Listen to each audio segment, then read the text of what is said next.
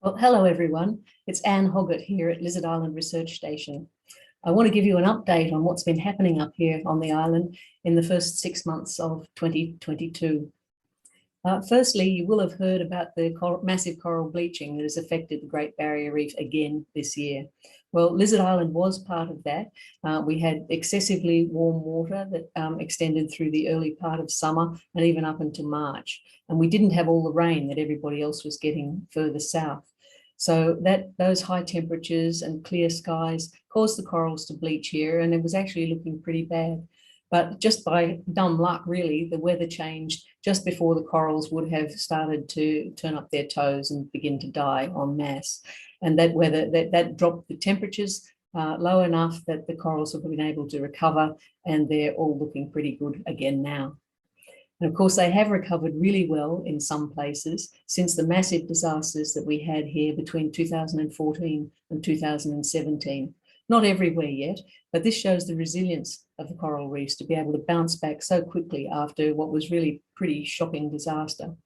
But this is the third year in a row now that we've had coral bleaching that could have progressed to mass damage, but it hasn't because of a change in the weather. So it's going to happen again one of these days. So if you're coming to the reef, I'd suggest you come soon because it's looking pretty good right now.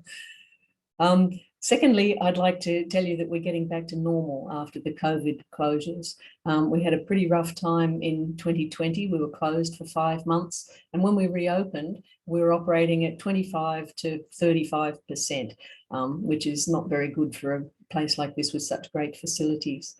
It took the borders to reopen, the state borders in December last year and the international border in February this year for researchers to be able to get back here in droves. And it takes a while for them to organise trips too.